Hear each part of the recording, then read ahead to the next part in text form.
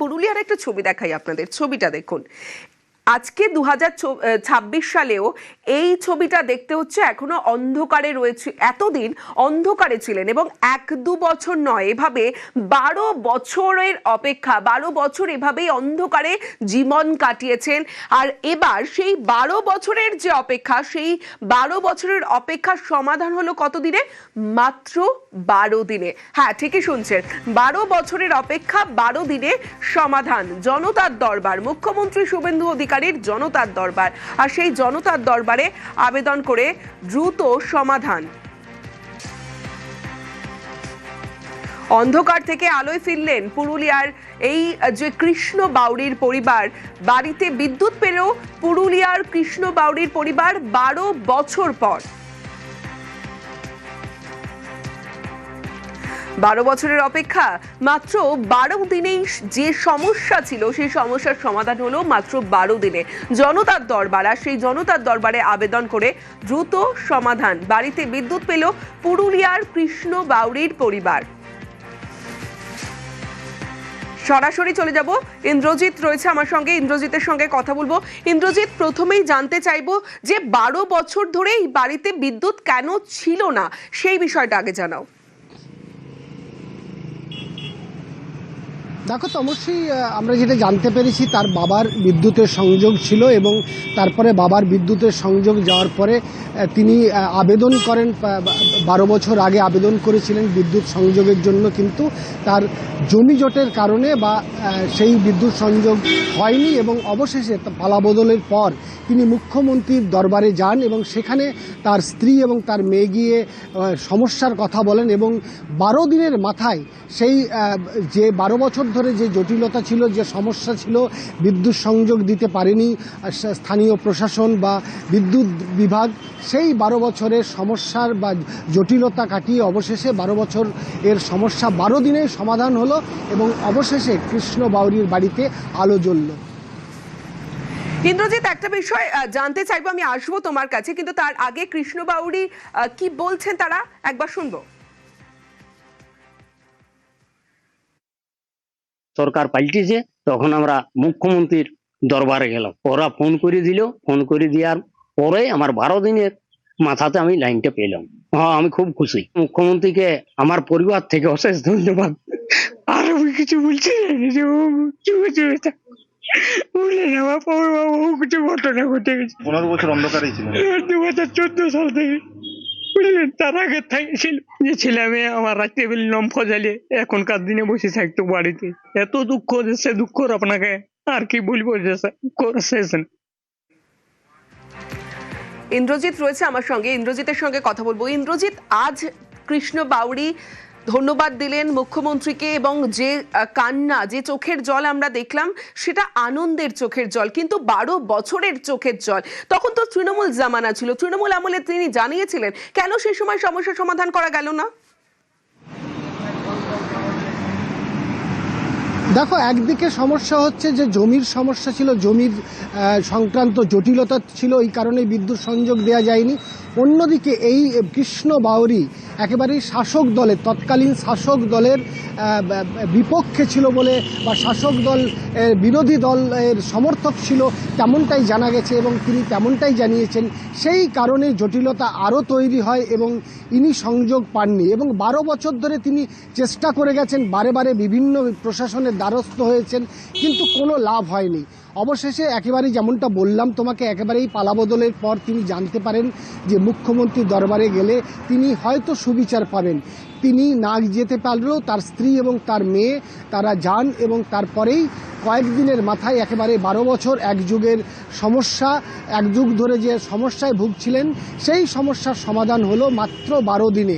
12 দিনের মধ্যে তার বাড়িতে আলো জ্বলল এবং আমরা যেটা জানতে পেরেছি, এই কৃষ্ণ বাউরির মেয়ে বাড়িতে থাকতো না, মামা বাড়িতে থেকে পড়াশোনা করত।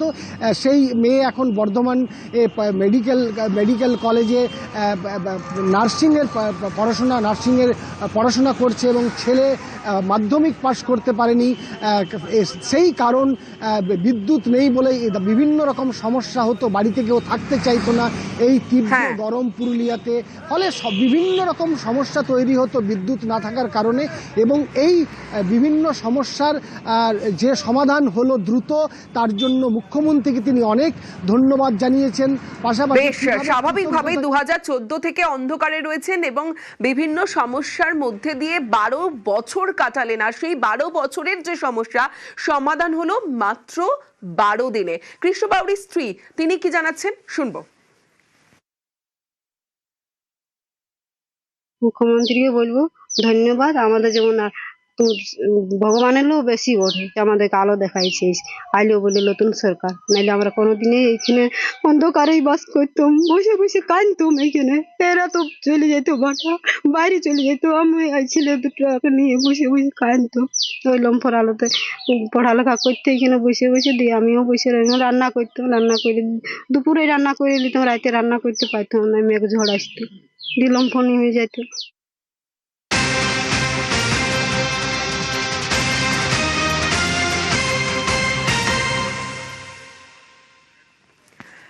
রাজ্যে পালা বদলের পরেই সাফ বার্তা ছিল বিজেপি সরকারের, সিন্ডিকেট কাটমানিতে জিরো টলারেন্স। নকশালবাড়ির দিকে যদি নজর রাখি, নকশালবাড়িতে রাজস্ব আদায়ের রেকর্ড। কেন এই কথা বলছি? কারণ 1 বছরের রাজস্ব মাত্র 3 মাসেই আদায়।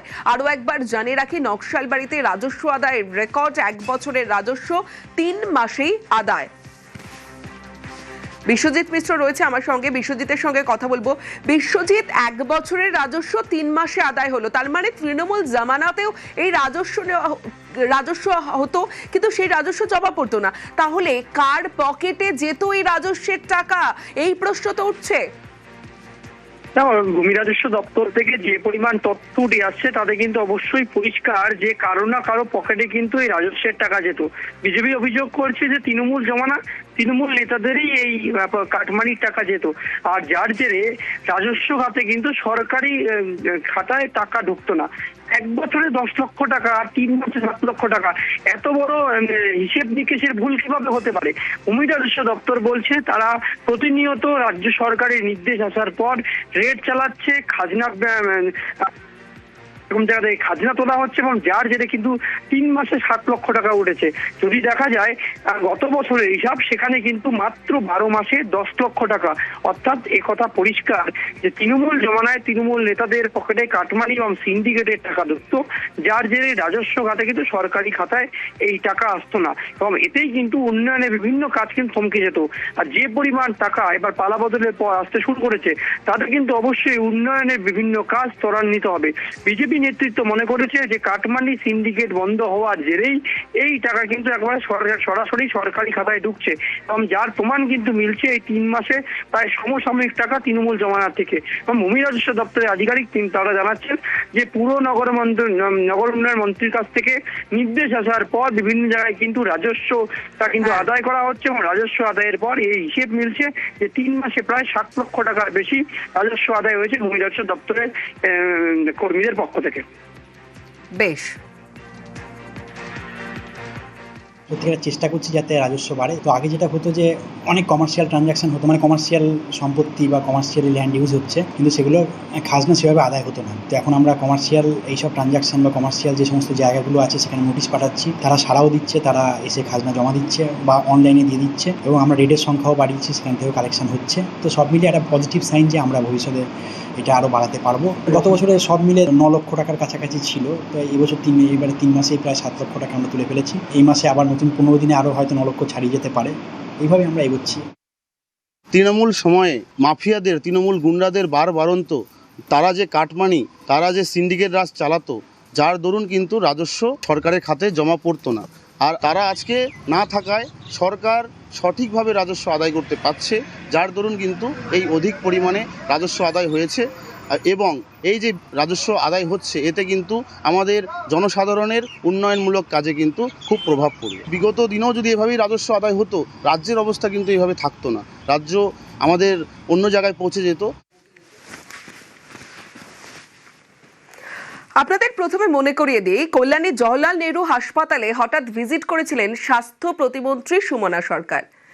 এবার আজ হঠাৎই সারপ্রাইজ ভিজিট করলেন শক্তিনগর জেলা হাসপাতালে। তারপরে কি হলো দেখুন।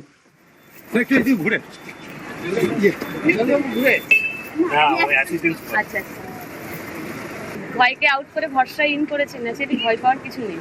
নিশ্চিন্তে মনে বলবেন আপনারা সবাই বাড়ির লোক। থাকার কোনো সমস্যা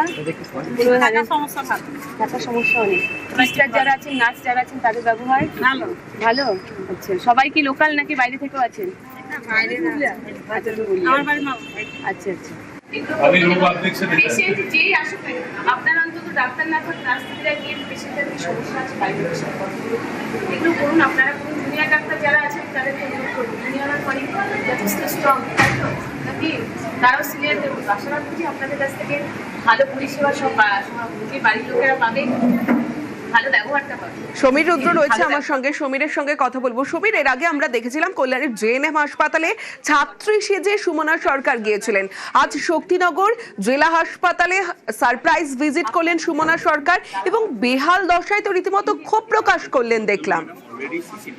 একদমই তাই সমস্যা। আজকে কৃষ্ণনগরের শক্তিনগর জেলা হাসপাতালের ঠিক পাশেই একটি স্বেচ্ছাসেবী সংগঠনের উদ্যোগে একটি রক্তদান শিবিরের আয়োজন করা হয়েছিল।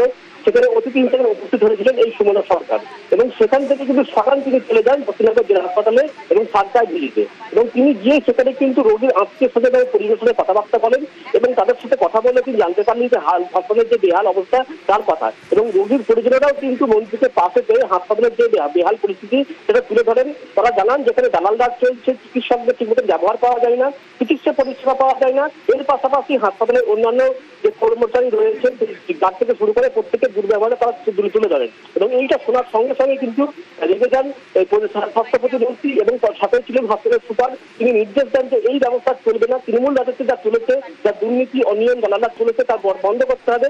এখন ভরসাহীন ভয় আউট হয়েছে এবং সেই কারণে কিন্তু এখানে আর আগেকার মতন অর্ধকতা চলবে না এবং উপযুক্ত ব্যবস্থা গ্রহণের নির্দেশ দেন হাসপাতালের সুপারকে। এছাড়াও চিকিৎসকরা ছিলেন, তাদেরকে বলেন মানুষের সাথে ভালো ব্যবহার করার জন্য, কারণ মানুষ স্বাস্থ্য পরিষেবা পাওয়ার জন্য হাসপাতালে আসে, সেখানে তারা যারা বঞ্চিত না হন। এবং রাজ্য সরকার কিন্তু এই বিষয়ে সজাগ দৃষ্টি রাখছে এবং আগামী দিনে যেন এই হাসপাতালে করে অভিযোগ না ওঠে এবং যাতে পরিকাঠামো আরো ভালো করা যায় সে বিষয়ে কিন্তু আশ্বাস দিয়ে যান তিনি। সমস্যা বেশ সমীর। সব বাড়ির লোক আপনারা, সব বাড়ির লোক সবাই কোথা থেকে এসছেন? কোথায় বাড়ি? আমাদের বাড়ি শান্তিপুর থেকে এসছেন এখানে। আপনার কে ভর্তি আছে? কে কি হয়েছে? হয়ে গেছে? আচ্ছা, ইনাকে চেনেন? কে চেনেন না? ইনি সুপার, চেনেন? কখনো কোনো সমস্যা হলে সুপারকে কে জানাবেন। ডাক্তাররা যদি কোনো রকম নেগলেক্ট করে 2 মাস আমরা এসছি ক্ষমতায়, আপনারা আমাদেরকে বসিয়েছেন। এই 2 মাসে আমরা চেষ্টা করছি যাতে করা যায়। কিন্তু সময় দিন, আমরা নিশ্চয়ই করবো। সারপ্রাইজ ভিজিটে এসেছি, এসে দেখলাম বিগত দিনের সরকার আপনারা জানেন যে কিছুই করেনি, স্বাস্থ্য পরিকাঠামো যথেষ্ট পুয়ার। ঢুকে কিছু অবজেকশন মানুষের কাছ থেকে পেলাম, মানুষ বললো, তাদের অভিযোগগুলো শুনলাম। শোনার পরে সুপারকে বললাম সেগুলোকে বদলে দেওয়া হয়, তৃণমূলী কালচারটা যেন আর না থাকে, আর দালালদের দৌরাত্ম্য যেন এই হসপিটালে যেন না থাকে। যে দালাল ঢুকবে তাকে অ্যারেস্ট করান, এটা বলা হয়েছে। এবং হসপিটালটাকে যেন পরিষ্কার পরিচ্ছন্ন থাকে এবং ডাক্তার যেন রাত্রিবেলাতে এসে দেখবো কোনো ডাক্তার নেই, এটা যেন না হয়। প্রত্যেকটা ডাক্তার যেন থাকে।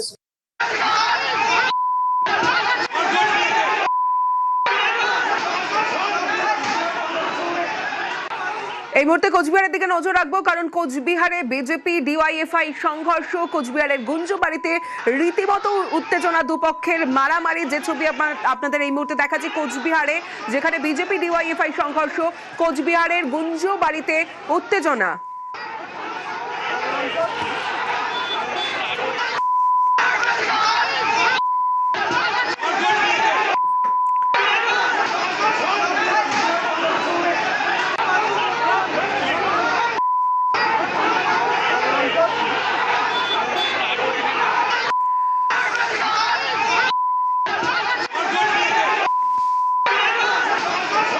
কোচবিহারের ছবি দেখাচ্ছি আপনাদের, যেখানে দুই গোষ্ঠীর সংঘর্ষ, একদিকে বিজেপি অন্যদিকে ডিওয়াইএফআই সংঘর্ষ, কোচবিহারের গুঞ্জবাড়িতে উত্তেজনা। কিন্তু কি থেকে এই ঘটনার সূত্রপাত, কি পরিস্থিতি জানাবে শুভঙ্কর সাহা রয়েছে আমার সঙ্গে।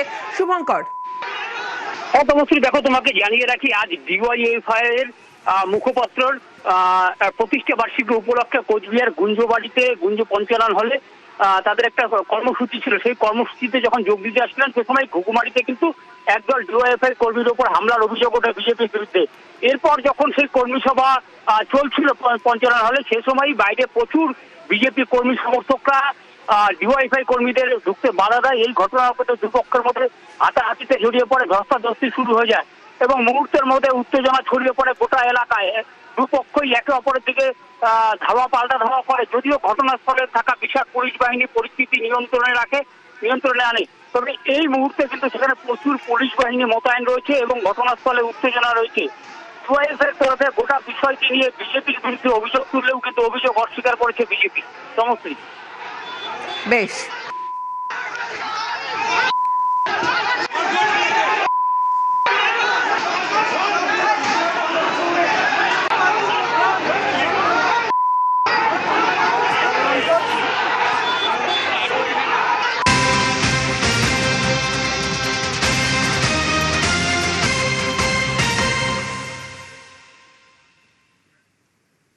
এবার বারাসাতের খবরের দিকে নজর রাখবো। আপনাদের ছবিটা দেখাবো। বারাসাতে প্রাক্তন পুর চেয়ারম্যানকে ডিম। ছবিটা দেখুন। বারাসাত পুরসভায় দুর্নীতির অভিযোগ, পুর চেয়ারম্যানের বাড়ি ঘিরে বিক্ষোভ। পুর চেয়ারম্যান সুনীল মুখোপাধ্যায়কে ডিম দেখুন।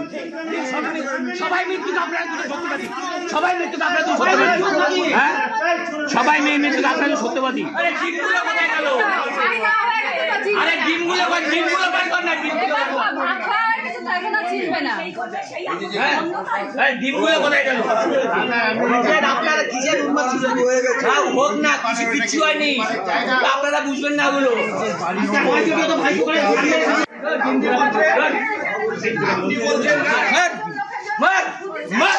আমার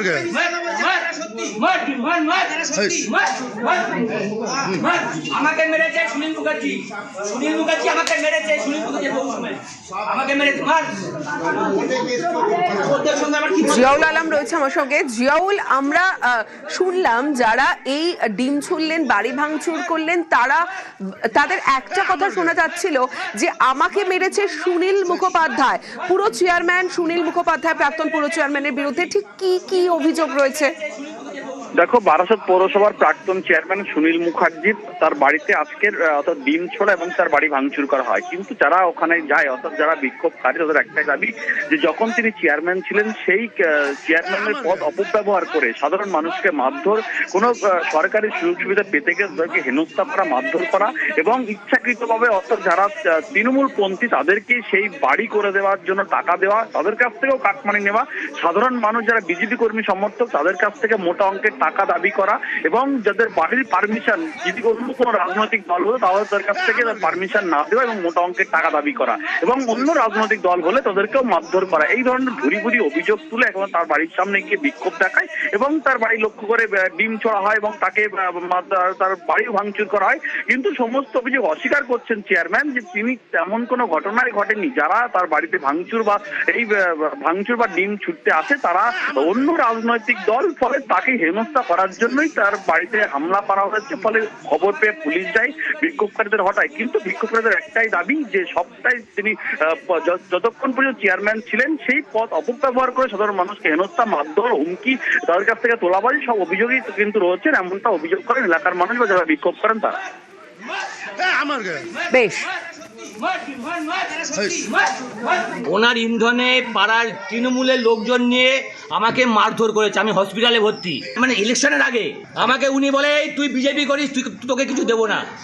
এই সুনীল মুখার্জি চেয়ারম্যান তখন। আজকে আমি কৈফত নিতে এসে আমাকে মারতে গেছিল, কারণ ওনার ওয়াইফ সবাই মিলে গিয়ে এলাকায় আমাদের 24 নম্বর ওয়ার্ডের ওই তো কাঁচ ভেঙেছে, জানালা, মোবাইল ভেঙেছে। আপনার মোবাইলটা ভেঙেছে? আমার না, ভাইয়ের মোবাইলটা হাত থেকে কেড়ে নিয়ে ভেঙে দিল।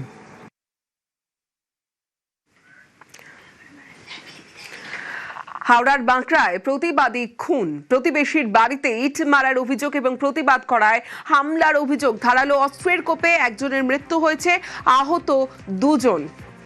গ্রেফতার স্থানীয় দুষ্কৃতী গুড্ডু। ইতিমধ্যেই গুড্ডুকে গ্রেফতার করেছে পুলিশ। হাওড়ার বাঁকড়ায় প্রতিবাদী খুন। দেবাশিস রয়েছে আমার সঙ্গে।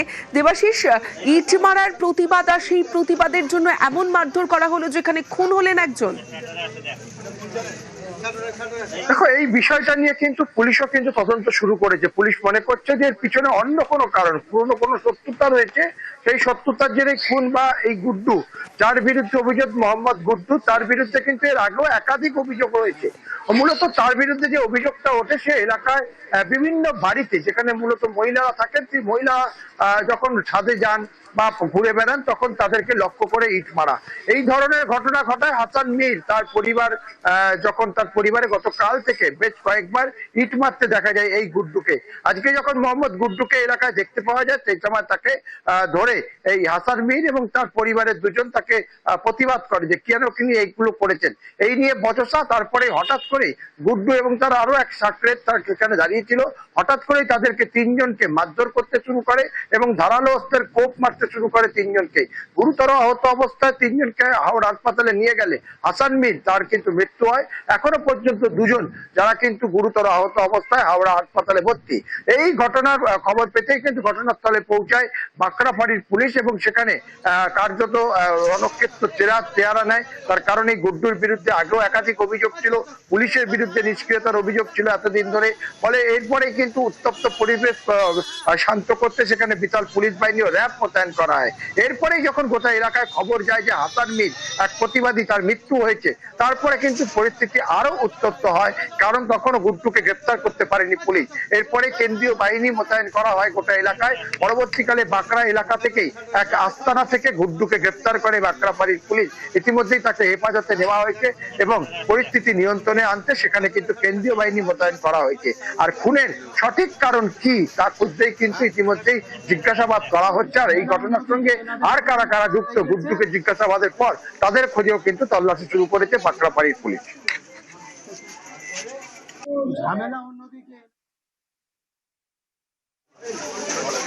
এরকম ইট ছোড়ে সবার বাড়িতে, কেউ কিছু বলে না। সামনে ওদের বাড়ি থেকে গিয়ে বুঝিয়ে এসেছিল, তার সত্ত্বেও হয়নি। ডেলি আমাদের বাড়িতে ইট ছোড়ে। আমার বাবা বেরোয়, দেখতে পাই না কাউকে। ওখানটা গিয়ে চেঁচেছে, তারপরে ও বেরিয়েছে ছুরি নিয়ে ডাইরেক্ট। হ্যাঁ, চিনি, ওর পাশের বাড়িতে। মানে এখানে মানে নাম কেউ জানে না। সে হসপিটালে ভর্তি করেছে এখন। একজনের পেটে ছুরি মেরেছে, একজনের হাত পা মুখ পুরো কেটে দিয়েছে, আর একজনের পুরো পিয়া পর্যন্ত দিকটা কেটে দিয়েছে। এখানে নাকি সকালে ইট ছুঁড়েছে, এনার বাবা দেখতে যায় যে কে ইট ছুটছে, যে দেখে ও রাস্তায় ওরকম আছে। তো তখন এসে উনি বাঁশ পায়ে নিয়ে যেতে যায়, ওনাকে আটকা দেয়। তো এনার ছেলেরা যায়, ছেলেরা যেতে ছেলেদের উপরে আক্রমণ করেছে। পিজি হসপিটালে নিয়ে গেছে, একজনের হুঁশ নেই, বাকি দুজন জ্ঞান আছে।